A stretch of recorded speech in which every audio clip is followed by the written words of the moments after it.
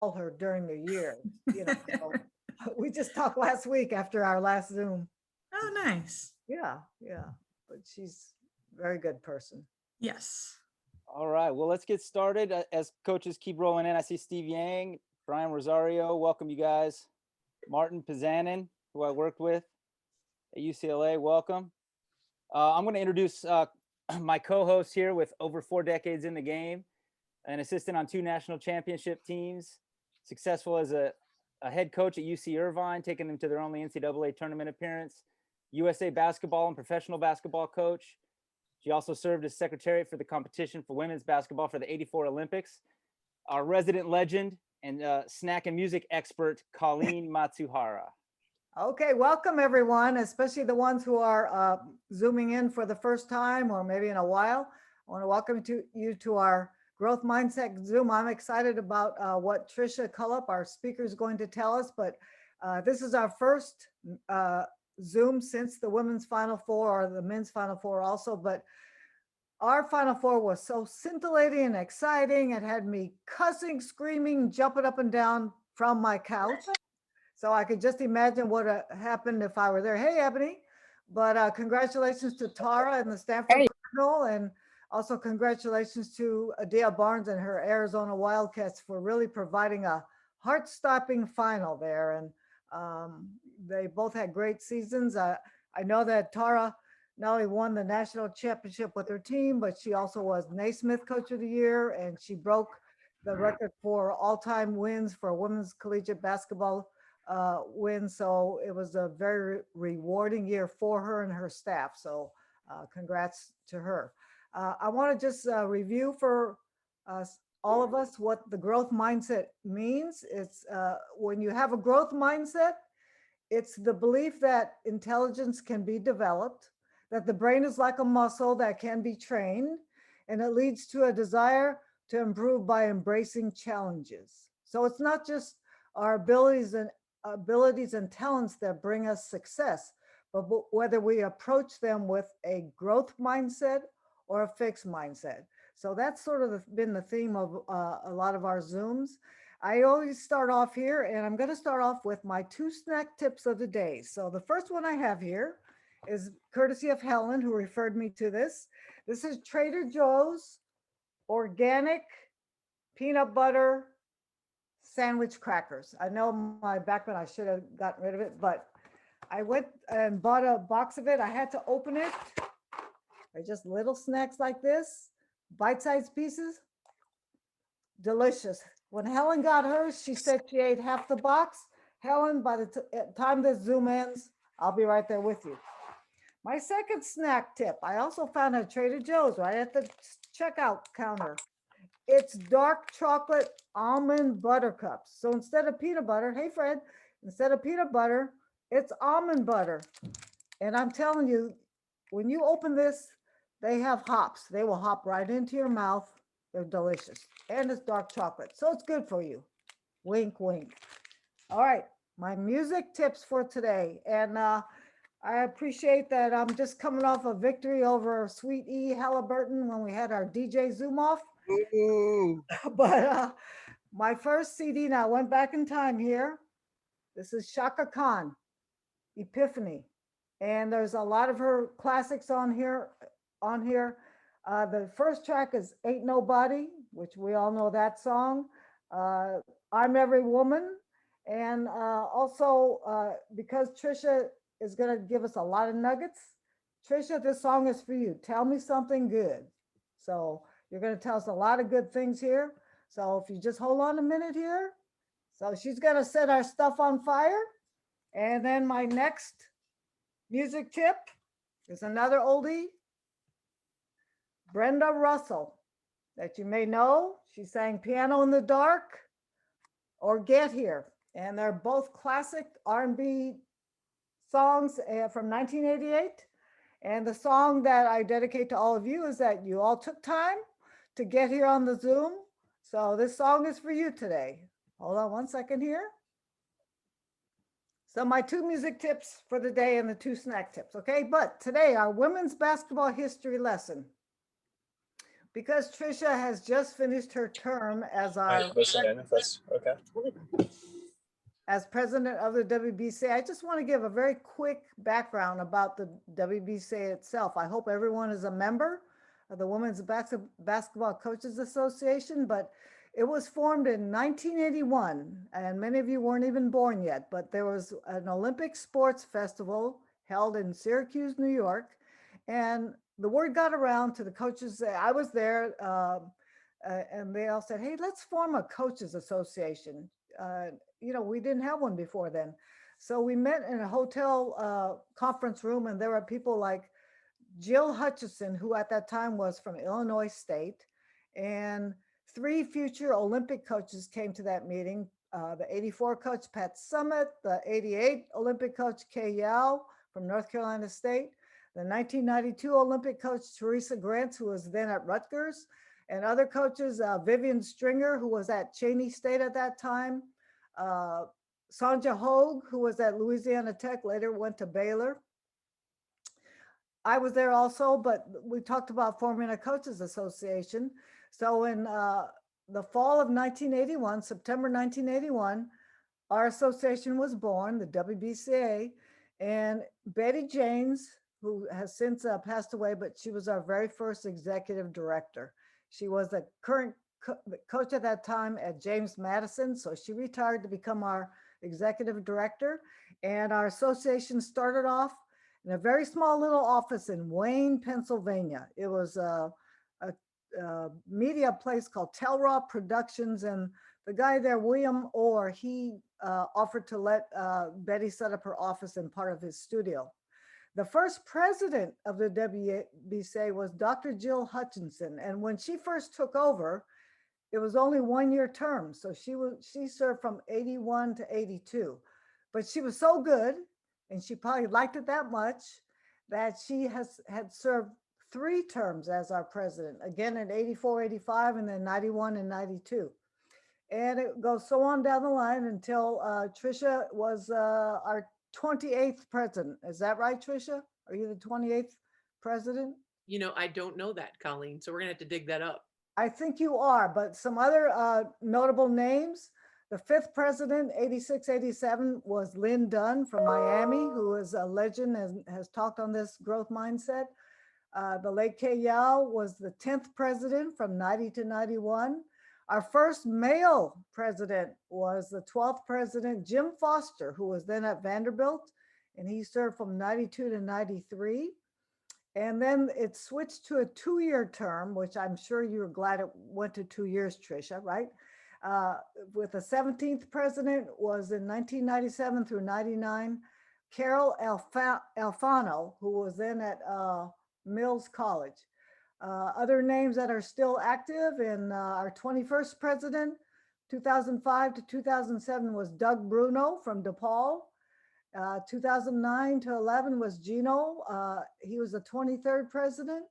Skipping fast forward, and I don't mean any disrespect to any of the presidents in between, but I know Tricia wants to get started here, but our 28th president just completed her term. The only president so far who has served 2 years in a pandemic, 2019 to 21, Tricia Cullop, and she just last week passed the gavel to Corey Close of UCLA. So with that, I'll pass the ball back to you, Matthew. Colleen, I cannot believe I've never heard that story before. In all the times we've talked, our coffees, everything. I know. That is so fabulous. I've never heard that. And it's so fitting today to bring that up and share that. That is awesome. That's so great. Thank you so much. One last note, the first convention, I forgot to mention, the first WBCA convention was held in 1982. It was held in conjunction with the first NCAA tournament in Norfolk, Virginia, and there was 100 coaches in attendance, just 100. So I thought that was rather interesting. Okay, sorry, Matthew. No problem. You take all the time you need, Coach. Thank you so much. That's just great. Just great living history right there. Just thank you so much. That's awesome and so fitting today. I'd like to introduce now.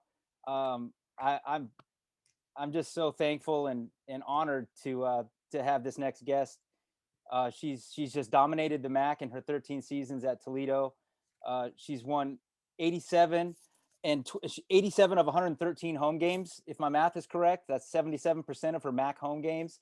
Dominate in Savage Arena, and it's full every time.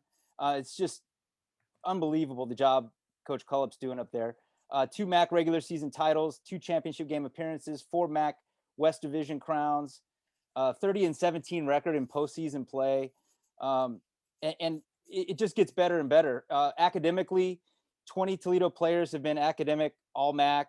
35 players have been on the university dean's list with a 3.5 GPA or above. And this might not include this season. I don't know if that's been updated. You've raised over $200,000 for the Dana Cancer Center and Susan G. Komen of Northwestern Ohio.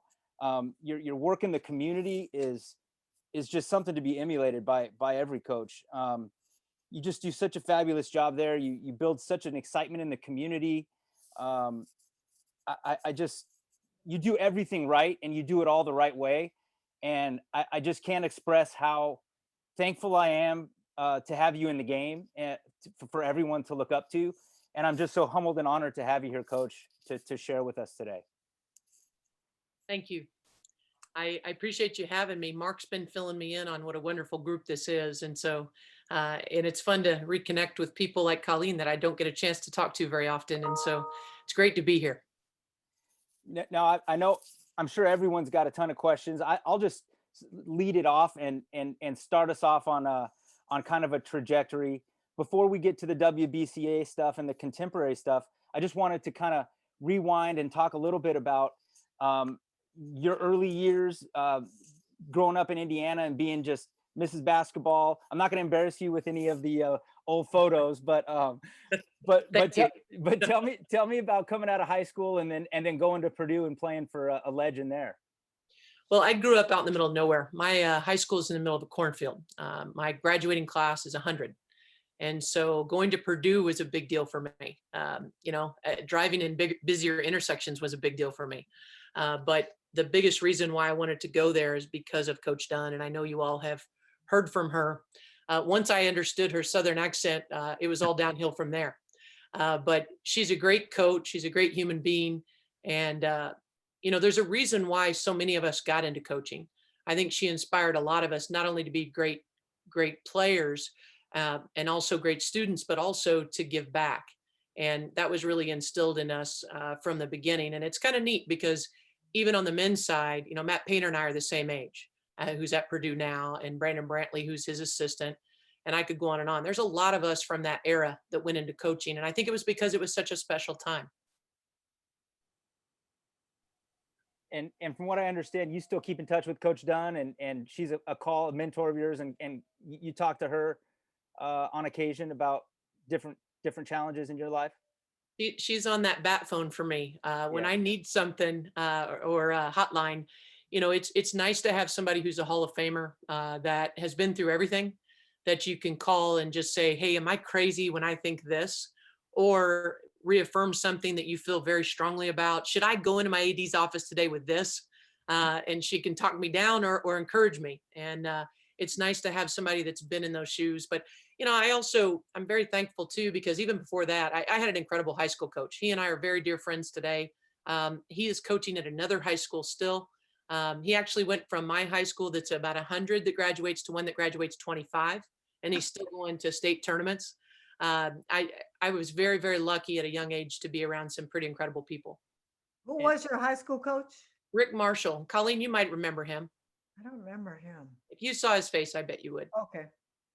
Sorry. And you credit him for really giving you the love of the game of basketball. I mean, that's just so important. And I know you've mentioned that before in interviews, that you love basketball. You love practice when you were playing for him. And he was one of those coaches that would meet you in the morning at 6 a.m. to go in and shoot early before school. He was that guy that would dress for practice to guard me because he felt like he needed to make me work a little harder.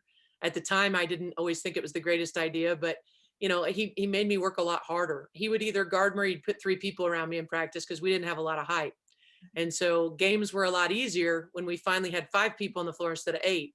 to go against. But he really did a great job teaching fundamentals. He was one of the better shooting coaches I've ever been around, and I still use some of his terminology today. Mark probably laughs because he hears me repeat some of it over and over, but he really knew what he was doing. And I think he set the tone for just that love. He made practices competitive but fun.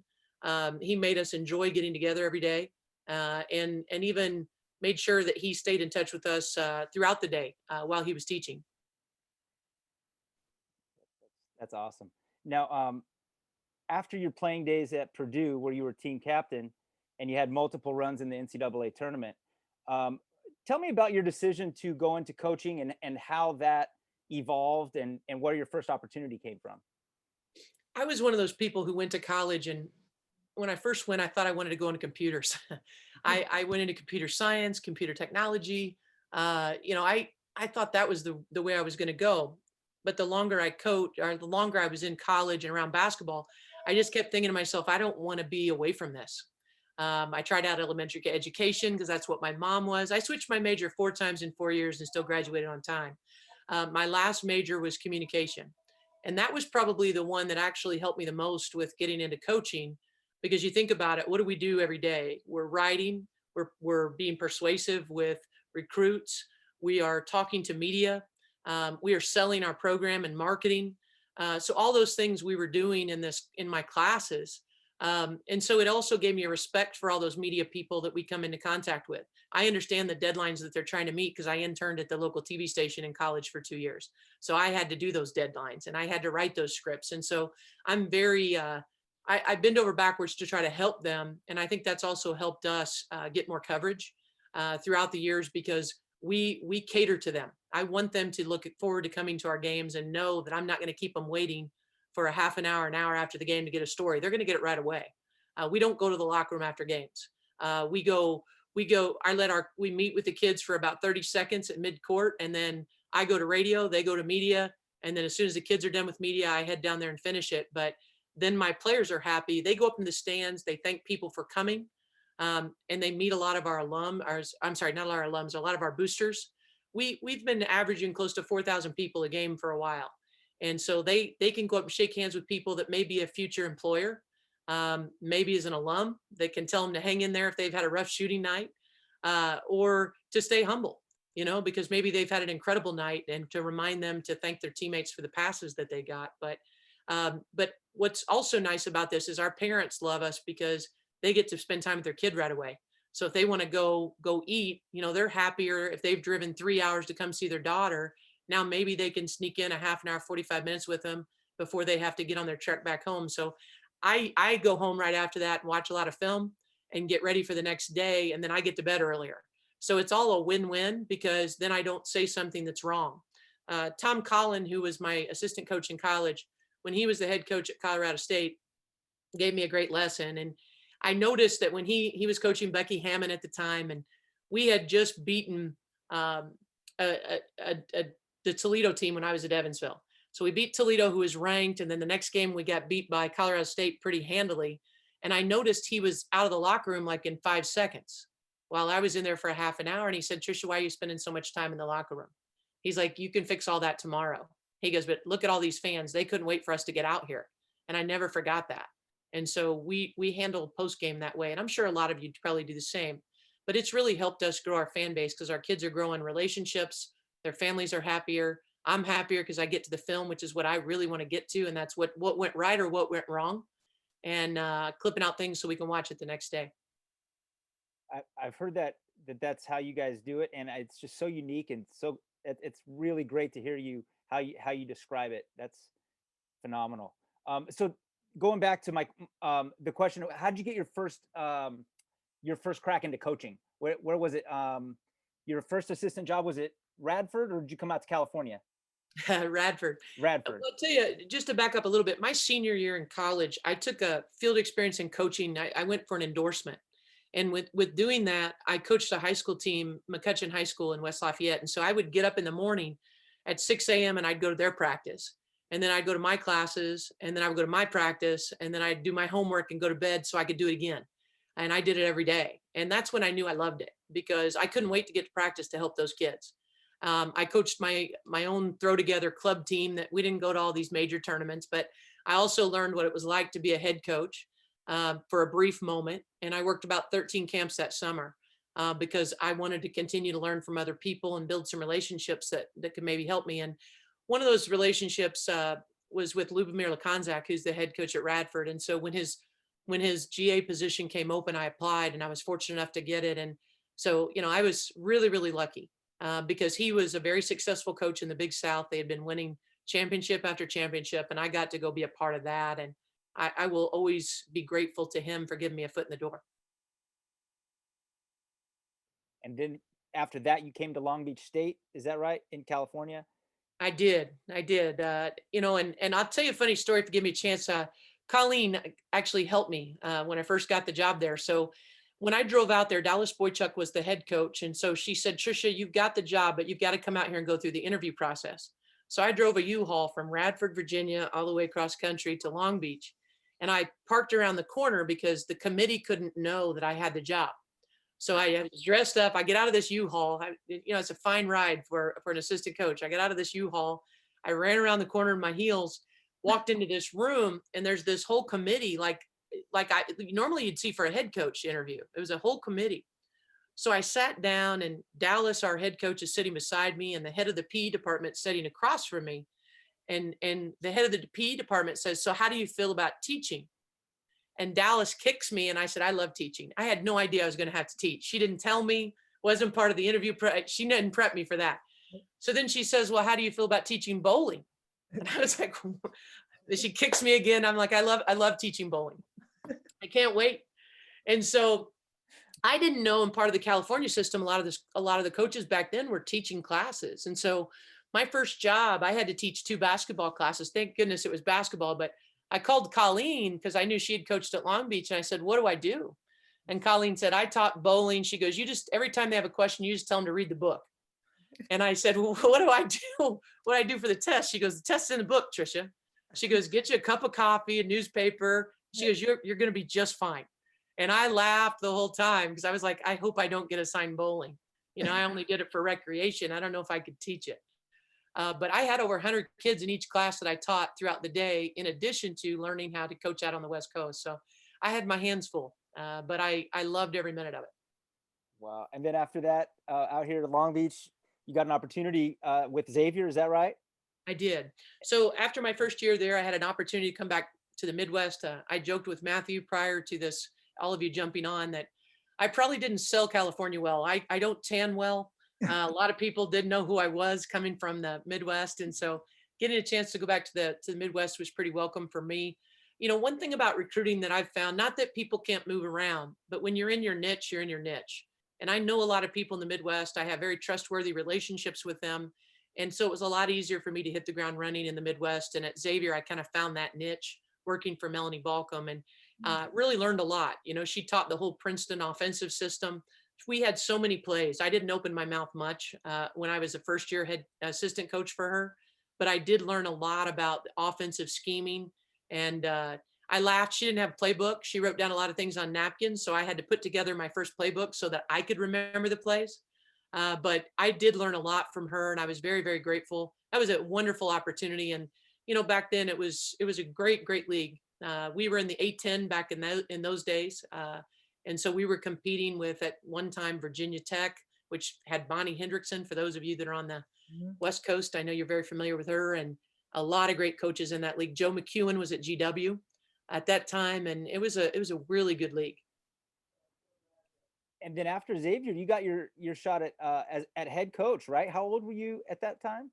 I was too young probably, but I was 29, and it was an opportunity to go back an hour from my hometown and coach. And I knew the men's basketball trainer. So I faxed him my resume and said, would you go put this on the AD's desk the minute it came open? And so he did. And I'm not shy to say I was the third choice. I was. I think Carol Owens was offered, and rightfully so. She was an assistant at Notre Dame at the time. And the current head coach at Illinois was at Washington, and she had come off some national championships. And so I didn't know if I could get it or not, but I hung in there. And the funniest part about it was I was walking out of my interview, and the AD threw this contract down on the back of the car and said, "Are you coming?" It's the only time I've ever signed a contract on the hood of a car. But I was so excited to take the job that I did it, and I've never looked back. What school was that, Tricia? University of Evansville. It's Okay. about Okay. 2,400 students. It's a small school in the Missouri Valley Conference. Okay. So little did I know, I was about to start competing with Cheryl Burnett and Jackie Stiles and their 9,000 fans with my small little school and small little budget. But I learned a lot, and it was a great opportunity. You sure held your own, that's for sure. Yeah. Man, did you read the contract? I'm just curious. That's a great story. The best story from there was we were getting ready to play Jackie Stiles' team that first game, and I had looked back at the stats from the year before, and she had scored 41 versus Toledo. And so I said to the team, I'd like to know who guarded her before I watch film, and they all raised their hand. And they said, Kathy Bennett was the coach, and they said Kathy decided that none of us were doing a good job, so she just kept rotating every few minutes who had to guard her. And I said, well, I don't think that worked. Kathy's a heck of a coach, but she still had 41. So actually, I'm sorry, she had 56. My first game, she had 41, and I thought that was a small victory. So yeah, 56 points. She was a heck of a player. Now, I think we're all aware of what you've built at Toledo and the community involvement, but did you do those same types of things at Evansville, and how did it all evolve? What you do now presently, your community involvement, the fan excitement, and just the way you connect your program to the community. Did you sow the seeds of that at Evansville, and were you kind of formulating your process? When I took over at the Evansville, there was only about 200 people that were coming to the games, and it's only a school of 2,400 students. So I knew, it's not going to grow that much, but we've got to do better than 200, because let's face it, what referees do you know pay attention to 200 people as opposed to several thousand people? So number one, I needed the officials to be on our side a little bit more. Number two, we needed an environment so recruits wanted to come to school there. And number three, just to build the program, right? To build a brand that we were proud of. And so one thing I noticed, the newspaper guy wasn't even coming to our games. So you'll laugh. I at Evansville, I took a basket to him one day and introduced myself at the news station, and I just said at his newspaper office and said, "Hey, we've got a game tomorrow night. I'd love to see you." And I think he was kind of shocked that I walked into his office. But I joined a lot of different women's organizations. I went to every Kiwanis meeting in town. There was a group there called a Network of Evansville Women. It was about 100 really powerful women in the city that I'd go to lunch with them once a week, and slowly but surely made enough relationships and got people excited about our program to where we had 1,500 people in the stands by the time I left. And I think a lot of people think it's advertising, and I would disagree with that.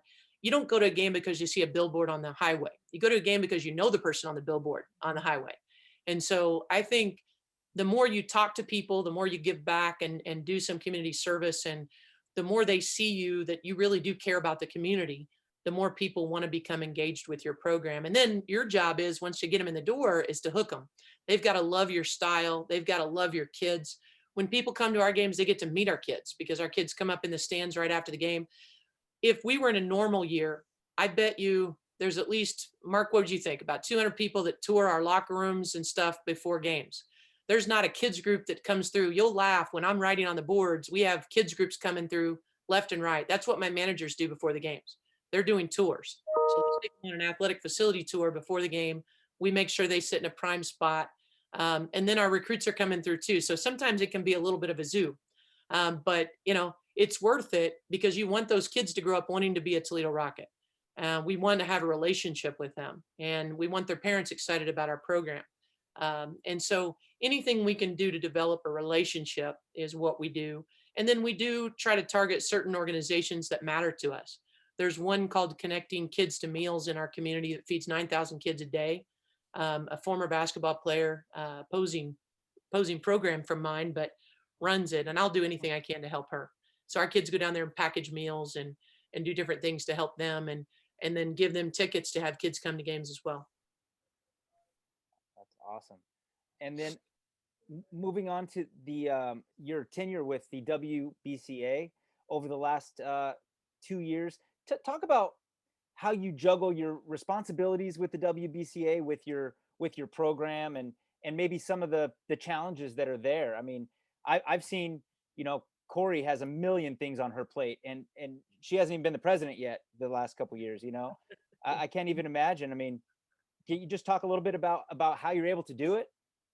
Well, first of all, I was all excited about being president. And then, we got into that first year where we had to cancel the convention. I was walking out of a game that we had just beaten Central Michigan, which in our league is a really good team.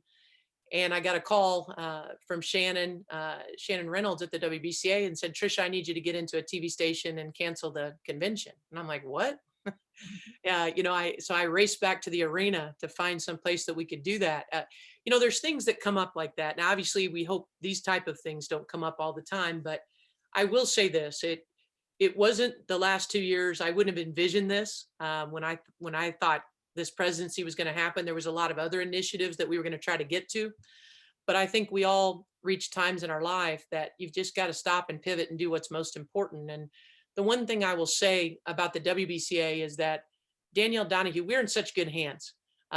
Had she not done such a good job stewarding our organization and getting us in the financial position that we are, we wouldn't have an organization right now. Because there are certain ways that our WBCA is funded. One is the convention, one is money from the NCAA, and the other one's membership. Don't tell me one that's gone well in the last 2 years. So had we not been in a good financial standing, none of this would be happening. And I applaud all of you who got memberships, even if you had to pay for your own pocket. I applaud all of you who participated and were part of the virtual convention. Hopefully through everything that we've been through, now the NCAA will step up even more because of everything that we're going through. And I'll tell you, there's so many irons in the fire with that right now. And we're excited to hopefully gain some momentum with the things that happen with the Final Four, because we all know it wasn't just the Final Four. But I will just say this about serving as the president. I don't think until you're in a leadership position, and I know Brian's been a part of the board, until you're in those rooms and you listen to all the work that's being done, I don't think you have an idea how much people are giving up of themselves. The committees that people serve on, the board of directors, the executive committee, Corey and Jackie from Furman on an oversight committee. They're on the most influential women's group in the country. And the number of hours they gave up during a pandemic year to sit with administrators and commissioners and argue why we needed less stringent rules on practice players and why we needed to have the opportunity to virtually recruit even more, to be able to put our players on a Zoom, all those type of things. If it wasn't for Jackie and Corey, none of that stuff would have gone through. And if it wasn't for all of you answering questions so that we could push forward the agenda of our membership, it wouldn't have happened. And so it was probably a year of more Zooms than I would have known were going to happen in the last 2 years, but I wouldn't trade it for anything, because what I saw was people step up. I don't think there's one person that I asked to do something for the WBCA that didn't say yes. And what I was reaffirmed by is what great people we have in our game and how resilient we are. I mean, you guys think about even on your own staffs, the things you had to change to survive this, and the different ways you had to coach and develop relationships with your players. I think we all just keep swimming and we don't look to stop and look back sometimes and appreciate everything we've been through. And I'm just really, really proud of everyone for getting through this season, for getting through a season that we had to end early 2 years ago. That was hard. All of us walking away from our seniors and saying, that's it. That was really difficult. Now, the next thing that's hard is going to be roster management, because now we have to decide who stays, who goes, who we're going to pick out of the portal, and if they like us, and not having seen them in person, and even some of these recruits. So we're going through a very difficult time, but I leave this time period feeling very, very good about our leadership. Corey is going to be an amazing president. And she's so well prepared for it, for being on the oversight committee and all the committees that she's served on. And she's got such a big heart. And I'm just very grateful that she's in line to be our president. Well, I will say, you really find out what kind of leader you have when you have massive adversity. And the WBCA and the game was really lucky to have you, Coach. And Thank you. we thank you. Thank you so much for everything you've done for the game, and for the WBCA. At this time, if let's open it up to coaches' questions. Um, feel free. You can just raise your hand or just take yourself off of mute. I've kind of dominated the conversation so far, but go ahead, Colleen. So Tricia, you've been a longtime coach, and what exactly, and I'm asking this for the benefit of many of the people on the call, what type of person are you looking for when you're looking to put someone on your staff as an assistant coach? What are their characteristics tell me 3 characteristics that you like for them to have without question. Well, I will say this, Colleen, when I took the job at Evansville, I was 29. I made some mistakes. I ran out and hired a bunch of people that I really liked, and I didn't pay attention to their experience level. Did they compliment me? I pay attention to a lot more of those type of things right now. I think the number one thing for me is, are they a good person? And Matthew, you kind of asked me this, but I think one of the reasons I was able to get through this pandemic is I have great people on my staff. Mark is one of those. If I couldn't step away sometimes and miss part of a practice, or be on a committee call that was just mandatory that I be on, and our staff has been able to run some things without me present. I know Corey's had to do the same thing. If you don't have people that you trust, and are great people to the core, then it's really hard to do your job as a head coach. It's hard to go to sleep at night because you're already worried about those 15 players that are on your team. You shouldn't have to worry about those other staff members who are on the most important team that you coach, and that's your staff. So I learned early on that hiring your staff is the most important thing that you do. So I would just say, their character would be the first one. I want to know that they work hard, and not just when I'm around, but when I'm not around is the most important thing. If I'm not in the office, I don't want to have to call and see if they're still there, or if they're working on the things that I've asked them to do. Mark will tell you I'm not a micromanager. I like to hire people who are very motivated, that want to get it done and take a lot of pride in their work. And so, I will eventually say, hey, where is that? But I'm not every day going to go in and say, I want to know this detail and this detail and this detail. I want to know it's done. However you get there is fine with me. It just needs to be done well, and the way in a Toledo style that we would do it. And then I would also say a strong communicator. Those things are very, very important to me, because I think the character piece takes care of a lot of attributes, takes care of trust and all those type of things. But character, hard work, and great communicator are very important to me. Okay, thank you. And one thing I would just elaborate with the communication piece is not just communicating with me or my program, but who they communicate with outside of my staff. Our administrators need to think well of my staff. Our booster club, which has, a lot of people in it, need to think well of my staff. Our fans, no matter what they say, need to think well of my staff. And so, anybody that we come into contact with, I want them to be a camper, who is 7 years old. I want them to love my staff. So everybody of all age groups that they come into contact with, I want them to be able to communicate in a very professional way. Thank you. Very good. Matt, can I ask a question? Yeah, go ahead, Steve. You good? All right. Yep. Hey, Coach. Thanks for doing this. Appreciate you, Steve Yang. If those who don't know you, you've done a really good job of building a tree, and you come from a great tree. Playing under Lyndon and having people that you've coached under, and now people working underneath you, and those that worked underneath you have done a pretty good job of going out and become head coaches. That's something that you can hang your hat on. And I look at that as an aspiring coach. I love that. I mean, to be able to work and kind of follow the footstep of people in your staff. How do you mentor your staff to move on to become head coaches eventually? When I first started out at Evansville and I was 29, I didn't delegate very much. I thought that if the kids didn't hear me saying it, that it wasn't important, that it wasn't going to be They weren't going to take me seriously. What I learned later was I needed to delegate. They need to hear different voices throughout practice. They need to see ownership in different levels. One of my assistants, I know many of you probably do this. One of them is in charge of offense. One of them's in charge of defense. One of them's in charge of recruiting. They have different, one of them has out of bounds plays in special situations. And even in our office, one of them's kind of the point person with academics. They all have different roles. One of them is the camp counselor. Our camp coordinator just laid the biggest book on my desk I've ever seen today, didn't she, Mark? She's organized and camp's not even rolled out yet. She's got it down to a T and it was about that thick. But I like people to really take great pride in different parts of the job. And I like to try to give them different things throughout their time working for me so that they feel well-rounded by the time they walk out the door.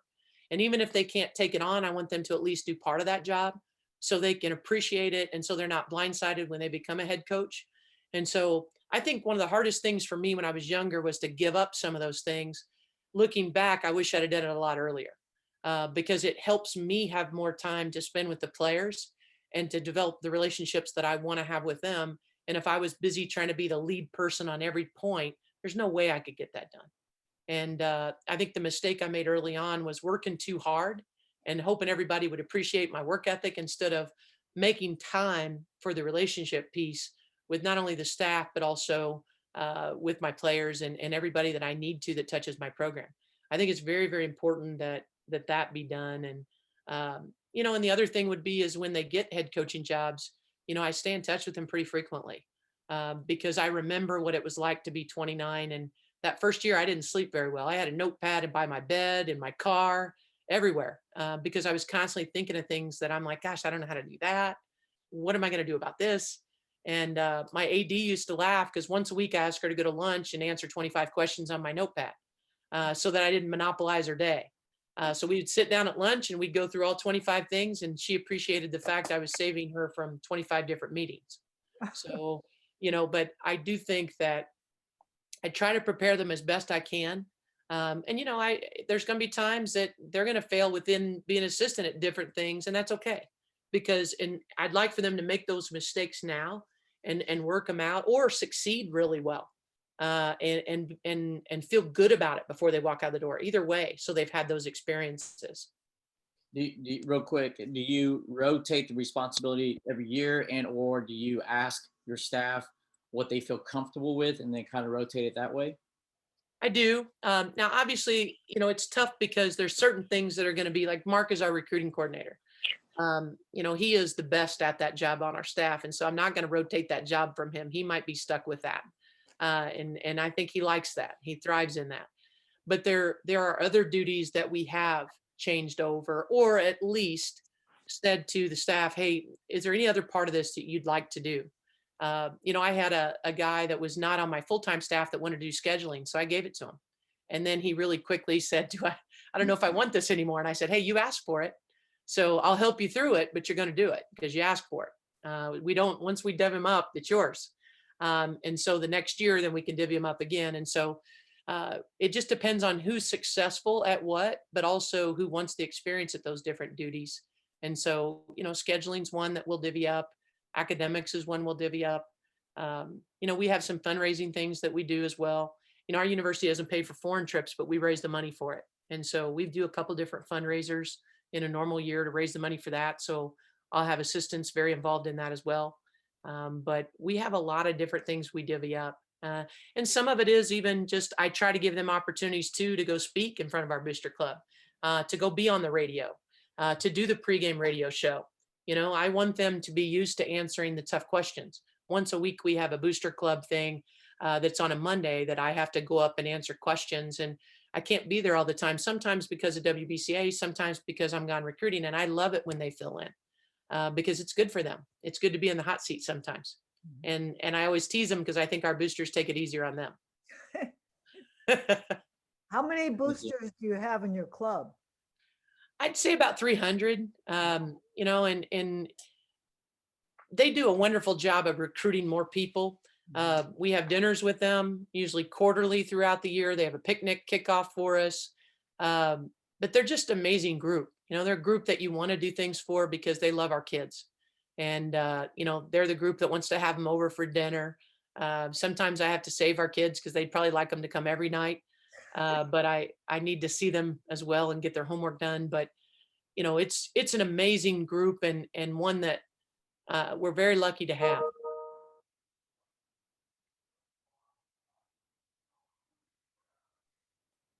Tyler Clark, do you have a question for Coach? Yeah, hey, Coach Cullop. Tyler Hey. Clark with Wheeling University, with Coach Giannis. My Yeah. biggest thing right now is I'm just finishing up my first year with Coach, and I was able to be a head coach in high school, but just having the opportunity to see what it's like as an assistant and seeing how you have to, it's all about making his job as easy as possible. But one thing he put on me right away is like there's several duties in Division II. But one of his strong suits was, recruiting area, as well as the one I wanted to ask you is getting involved with alum. And he's like, Tyler, he's like, you're very personal, you're very approachable. I need you to go out and do the best you can. And I'm kind of like, oh, okay, I've never lived in West Virginia before. I'm like, all right, Coach, I'll do my best. And, with COVID, now I'm trying to figure out, now that COVID's over, there's some things I did with my high school program. But I would say just asking other coaches is, what do you feel is the best way to go about speaking with alum? Like we're doing social media, but going out and not asking for money, just asking for backstories, history, like getting them in the gym and things like that. Like we're just really trying to get that going for our program. And I guess that's a big question I'm trying to figure out for our program. Well, I think one of them is celebrating them. So, one thing that we did was we went through and made a Facebook page just for them. No one else can join it but our alums. You have to be an alum to be invited. Now we laugh because our parents find that page and they keep wanting me to accept them on it, and we don't. This is a place only for our alums. And so former coaches can be on it, former players can be on it, but we're posting birthdays and anything pertinent to them. We celebrate, past moments sometimes with them. We try to have dinners with them once a year where we invite them back to a big game and we'll take them to a nice restaurant and sit down with them, let them tell stories. But also, find games to celebrate of past milestones, bring back some of those teams or players to honor them at games. Try to make sure that you've got some kind of a newsletter going to them so that they know current events of your team, that they feel important.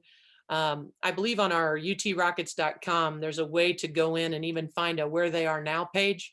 Our SID and I were kind of CSIs a couple years ago and went through and researched everybody we could find about where they are, so that not only would the alums know where each other were, but also that our recruits could then look at it and say, oh, look, here's what the last few years of players are doing. And so trying to make them feel special, trying to make them feel as if they're wanted back, not just for their money, but just so for the relationship piece. You think about it, some of your best relationships you had were some of your college friends that you made. And so they want to reestablish those as well. And some of them may have lost touch. So you're reuniting those groups. And so we try to do everything that we can to bring them back. And I think the biggest thing is start out and find out which alums are your biggest connectors. Our arena is named Savage Arena. Well, Kelly Savage is one of the best connectors I know. She knows generations of players. And so by having a great relationship with her, I can say, hey, Kelly, can you help me get a hold of these 10 players? And she'll do it in a heartbeat. So finding good connectors of your program is a big way to start. Thank you very much. You're welcome. Great nuggets in there. Thank you, Coach. You're welcome. Other questions for Coach? Yeah. Helen? Tricia, oh, sorry. Go ahead, Helen. Oh, are you sure? Yeah, go ahead. Okay. Hey, Coach. Thanks for taking the time. So yeah, Helen Dobo at Princeton. So along the lines of like building relationships, like externally, what about on campus in terms of faculty, staff? Like our players, just their professors. How do you kind of build that relationship and get more, faculty and staff to come to games? I think one way is, like, I know at Toledo there's a women's group that I'm a part of, that you can meet a lot of those faculty that are also part of that women's group. We also have honorary coaches at games in a normal year. where all of our players get to invite 2 different coaches to a game. And so we give them a sheet where they can fill it out, and they give our director of basketball ops all the information for it. And then we let them pick which game they want to come to. When they come to pregame shoot around that day. We introduce them in our huddle right before our practice. They get to sit and kind of watch what our players are going through. Then they eat with us for pregame meal. And then afterwards they go home. And then when they come back, we've got a special seating area for them, and they can come into our pregame talk in the locker room. Now, I learned at Long Beach, Colleen will laugh about this, that we didn't have them ever come into halftime, because when I was an assistant coach, we had a booster that tried to tell our head coach what we should have been doing and why we should have got out of this zone and all this stuff at halftime. And she gave me some money and told me to take him to the concession stand. But I don't ever take anyone back at halftime anymore. But pregame is full on. We'll bring anybody into pregame. And I feel like that made them feel really special. And just to be acknowledged, but also I think it's good for them to see what your players are going through too. That all the rigmarole of a day, they don't know that schedule unless they've been through it and witnessed it. And even just, I make sure our players, when we go to pregame meal, all split up and talk to them. So my player that has that professor is for sure sitting at their table, but maybe 2 other kids. So they're getting to talk to them, and they kind of hear about their day. They hear about other majors that our kids are looking at, and it's a good starter. But I also make sure, like when there's other events on campus, if one of our, Jane Albright was one of the best people to ever teach me about how to build a fan base. When I was at Evansville, I drove all the way up to Wisconsin, and she took me through how she built her fan base at Wisconsin. And one thing that she gave me good nuggets. She said, anytime one of your professors gets honored on campus or they accomplish something, you should send them a note. And you should say, great job. You know, not many times do people do that. Make sure that when there's different events on your campus that you're there, not just athletic events, but events. Make sure you show up for them too. Develop, you know, when you ask a professor to talk to your players about a major, make sure you follow that up with a thank you. Make sure you go with them so you can meet them. Don't just send them over there. They're giving up their time. You know, we make sure that we're sending them t-shirts and different things for the effort that they give us. And, you know, and I've become really good friends with some of those people through the years. One of our professors is retiring, and he's an amazing business professor, and we're losing a golden gem, but we're also losing a dear friend of mine, because through the years, in this 13 years I've been here, he has become a very close friend because he's helped us a lot. And I make sure he knows how valued he is. So I think we have to make sure that our professors understand how important they are in this whole process. Awesome. Thank you so much. Appreciate it. You're welcome. Such great advice. Awesome. Coach Morita, did you have a question? Yeah, kind of going back to a little bit before about the role of assistant coaches, and you kind of mentioned about that, let them kind of make mistakes. How would you handle, or how would you help them? There are, you know, things they're good at, there are things they're not very good at, and we all need to grow. But when somebody make a mistake, either first year or whatever, you know, they're not good at it, how would you help them to develop and kind of learn from the mistakes? Well, I think number one is I try to, Mark knows this about me, but I don't correct our assistants in front of our players. I just don't ever do that. If they're not teaching something exactly how I want, the next water break, I pull them aside, or I'll send the kids to a water break. Then our staff huddles up and they don't really know what we're doing, but I'm making sure that our staff gets on the same page. Now, hopefully we've met before practice and we're on the same page, but sometimes, let's face it, it's happened to all of us where we all think we know what we want. We head out there and it might be a little tweak different. So we have to make sure that we've got each other's back. And when we get out on the court, we agree sometimes to disagree and we move on. And we're all full throttle toward whatever we've decided. But I think I try to correct individually if there's something that I don't like. I try to praise as much as I can publicly, just like you do with the players. And I don't think it's the end of the world when there's a mistake. I try to remember how I felt when I was an assistant coach. And so, you know, I try to make sure that I correct it, but I'm encouraging and that I'm there for them if they need help.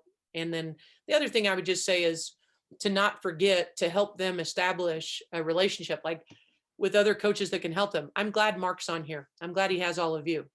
I'm glad that when I was younger, I established friendships that could help me get through things, because there's going to be times all of us need someone. I think one of the biggest mistakes I made when I was younger is I thought if I just worked hard, I could figure it out. And you can't do it by yourself. You need people. And the quicker I figured that out, the better things became. I had to make sure that I reach out to the right people. And so having a good network of people, it doesn't have to be big names. It just has to have people who are very smart that know how to get things done. And I like to bounce things off of people, other head coaches. The head coach that I use is a very dear friend of mine. We played in college together. A lot of times we talk on the way to work, because that's the one time during the day where no one interrupts us. So sometimes it's 7 o'clock in the morning. So from 7 to 7:30 on the way to work, hey, what do you think about this? Hey, what has this ever happened to you with a referee, or whatever's happened? And we get through that 30 minutes pretty quick. And I look forward to that. And we talk 2 or 3 times a week, because between the two of us, we solve a lot of issues in the early morning part of the day. So by the time I get to work, I'm hitting the ground running, because I've gotten a lot of my questions answered, and she does the same with me. So Thanks. I Thank you, hope Coach. that helps. Hey, Trish, your concept about your players not meeting in the locker room after a game, they go into the stands to see their family or thank their fans for coming. Mm-hmm. Do you do that even after a loss? I do. I'll tell you this, the first time I ever did it, I felt like it was like pulling teeth, right? Your whole life, you go to the locker room. Right. And it's not easy after a loss when you really want to go in there and talk to them.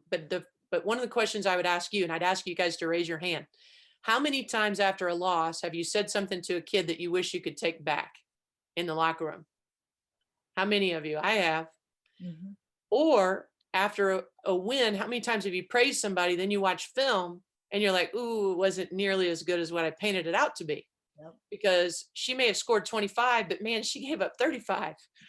So, I like watching film because, I always tell the kids that's why it's in Kmart, it tells the truth. It sees everything. So I'm going to watch film and I'm going to tell you the true story tomorrow without any emotion in it. Now let's face it, I may not be completely calmed down by tomorrow, but I love watching film because I want to break it down. I want to make sense of it. I also want to make sure that our kids know that a win doesn't mean we played great and a loss doesn't mean we played bad. The truth's in there somewhere. So we watch a little bit of good, a little bit of bad after every game.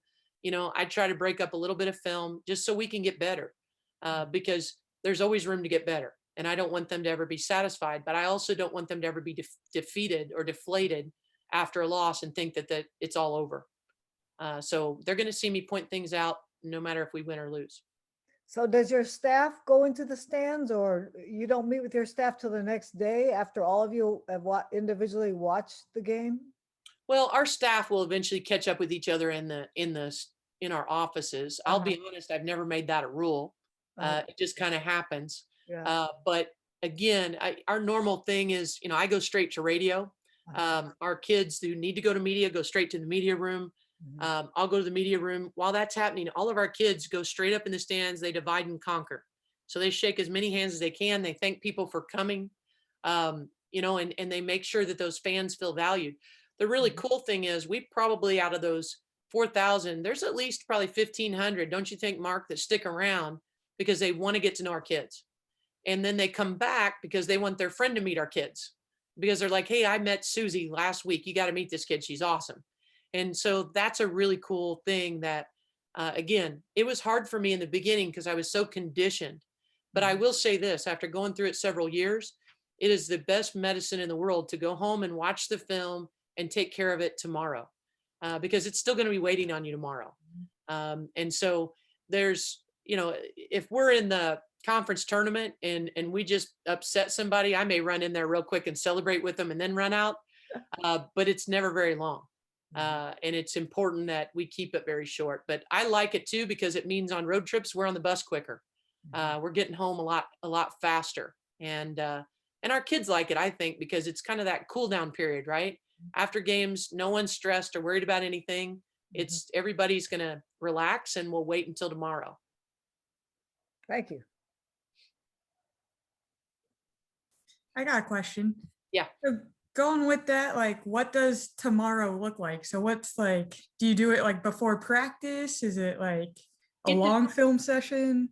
No, it's never too long, unless it's a day, like let's say we have another game close by, then it could be a longer film session because we're always going to watch a little bit of that last game and then maybe hit the next scatter report, at least personnel. So Mhm. it could be longer because of that. But usually, I'd say most of the time, Mark, what do you think? 20 minutes? And so I don't, and it depends whether it's before practice or after practice, not because of how my feelings are, but more importantly, at what time do we have the court? And what I try to strategize that more of how can we get them on and off.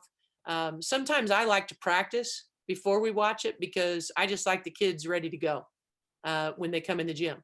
But there's times when, if it was a difficult pill to swallow, we may watch it first so they can make sense of it.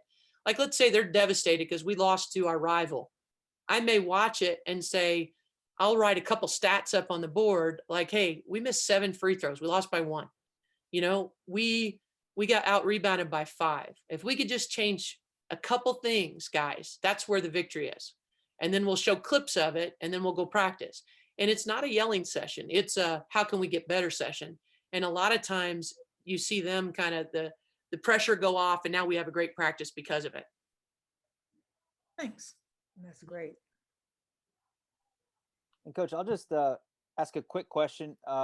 Your Toledo teams always seem to be playing their best near the end of the season. You have a great postseason record.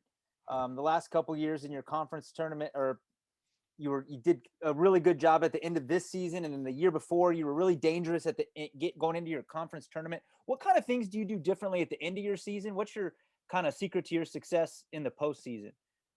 Well, I think one thing that I think we've gotten smarter at through the years is we taper off our practices. We practice a lot less toward the end of the year than we do midway through and even at the beginning because I want them to have fresh legs. Their legs are tired. We probably watch a little bit more film later on than we do than the court piece because we're trying to make sure that they're ready to go. Our practices toward the end are things we have to do only. We're not doing as much skill work. We still do it. The first part of our practices is always some kind of skill work, but we've shortened down the unnecessary drills. We try to siphon down to get to the meat of what we need to do. And Mark will laugh because he knows there are certain days I'm like, look, we've got 90 minutes and that's it. I will not go over. So when they say, coach, what about this drill? I'm like, 90 minutes. Where's it going to go? What are we taking out? And so he laughs because I won't budge. Or if it's a day where I know they're tired, it might be less than that.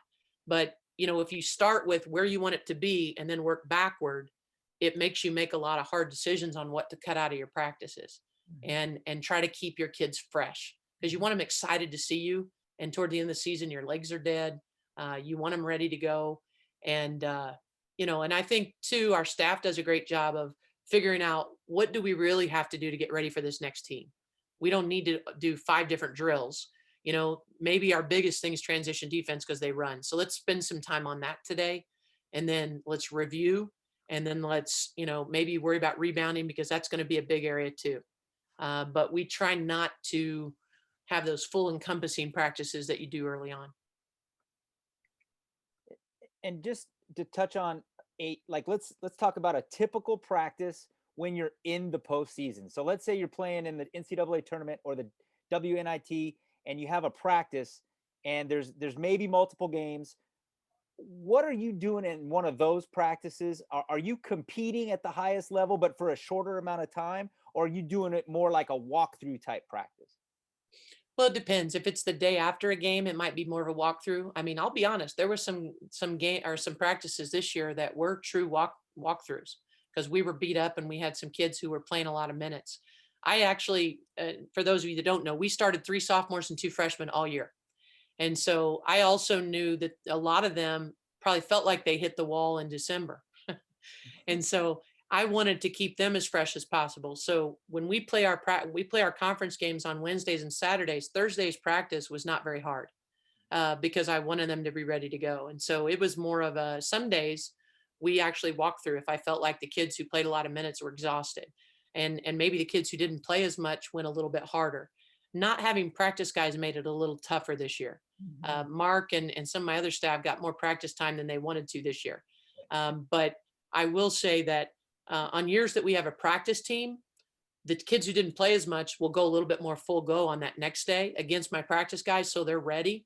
And the kids who played a lot may do more walkthrough and shooting. And then when we hit that day before, I still don't want to go long. Like I said, my max that day is an hour and a half. So again, it's nuts and bolts. What do we really have to do? First part of the practice is always some kind of skill work, because I believe in ball handling, passing, and shooting. You got to be good at all of them. And it may be closeouts. Maybe I feel like our closeouts are bad. So we're going to do some kind of little defensive breakdown. But then we get into the heart of, okay, what's going to work offensively? What's going to work defensively? And that's all we spend our time on. And we cut out everything else.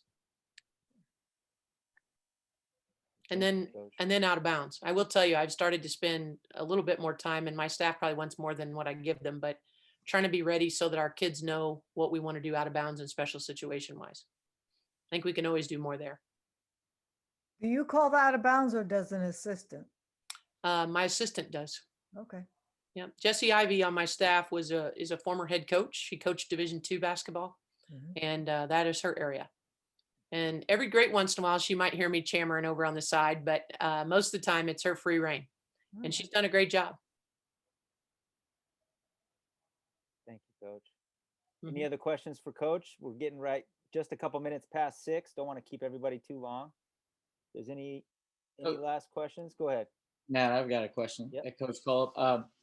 So we talked about scout earlier, but I've worked for some coaches that likes a lot on scouts, and then other coaches that don't like too much information. This year, I was fortunate to do some scout myself, and I found it where I wanted to get the girls' attention. Like, how can I get my players to understand, and to the coaches to understand it? I want the players to understand it. So what do you want out of your coaches, and do you allow each of them to do their own scout, their own, add Mark's twist to it and whatnot, or do you kind of want to keep it consistent? I would say ours are pretty consistent, but I allow them to do their scout. You know, they will feed me the information that that they want me to know that's going to help us. But I will tell you that I'm old school. I watch probably just as much film as they do. I don't like watching highlights. I don't like watching them that much of recruits either. I like to know what a team's really like, and I only get a feel of that if I watch a game. So I dig in and watch a lot more film than I probably need to, because I like to know what we're facing. But our staff does a wonderful job of breaking down scouts. As far as the players are concerned, I don't like to overload them. I like to personally know as much as I possibly can, because I want to be prepared for the game, and that's why I watch a lot.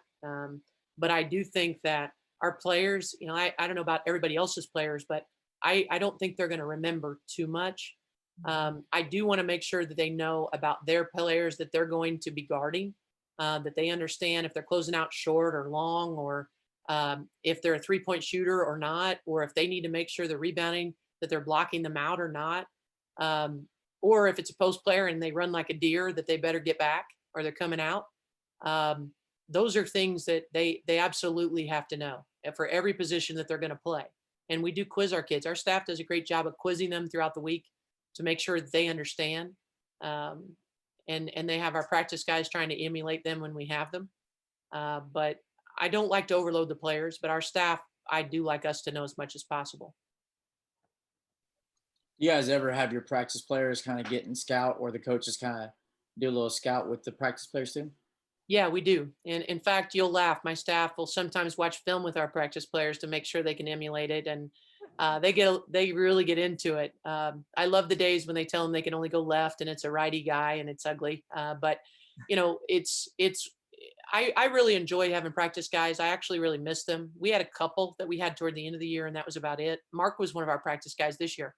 But you know, I miss that. I think that always makes us pass a little quicker, use fakes, block out a little tougher, run transition a little bit harder. And I missed having that at our level this year. Thank you. All right. Well, if there aren't any more questions from the coaches, I'll just sign off and thank you, Coach Cullop. This truly was a pleasure. And there's so many good nuggets in there that you shared with us. Thank you so much. Really appreciate it, and thank you for your service to the game and to the WBCA, and just keep doing what you're doing in Toledo. You guys are doing an amazing job, and I'm so thankful to have met Mark, and he's been such a great friend to me as well this year. So thank you so much. Well, thanks for having me. And, I know all of you are coming up in the game. And I think the one thing I would just say is get involved with the WBCA. If you can be a part of a committee, if you can help in any way, do it. You will love getting to know the people that you'll meet along the way. I've really enjoyed our board of directors and even just getting to know some people. Corey, I got to know better through this past year. But you won't ever regret it. You'll regret not doing it. Right. And making your mark. And so every chance that you get to do that, volunteer your time. I never knew, I wasn't planning on being the president of the WBCA. Jen Rosati called me and said, hey, our vice president can't do it. She has a health concern. Would you do it? And I said, how many years is it? And she goes, well, it's 6. It's 2 years vice president, 2 years president, 2 years past president. I almost swerved over and hit a mailbox. But I will say it's been one of the greatest honors of my career. And I'm so glad that all these people that gave back to me, that I had an opportunity to do something for all of you and for anyone else. I watched my college coach, Lynn Dunn. She continues to give back, and she's in her 70s. So I think if any of us can learn anything from her, it's that you're never done giving back. And let's all try to do our best. And I appreciate all of you. And I wish all of you the best. If I can ever help any of you, please let me know. Matthew, thank you so much. And Colleen for inviting me. Yeah, Tricia, I want to also say thank you for taking the time to spend with all of us. It's been really great information. And I also want to thank you that you've done a tremendous job leading the association, the WBCA, for the past 2 years. It's been trying for everyone. And I think you even raised the bar higher. So Corey's going to have to jump that much higher to achieve what you did over these past 2 difficult years. So thank you for doing that. Thank you. She's the perfect person. Yeah. You guys are really similar. In a lot of ways, in a lot of great ways. Right. A lot of Hey, great Mark, you should have called me, man. I still have pictures of her playing at Purdue in the short shorts. So, anytime. Fred, one thing that I'm really proud of is that my generation's not on the internet, our pictures as much. And I'd like to keep it that way. You never passed the ball. We played you at North Carolina. You never passed the ball. She shot it all the time, Mark. Oh,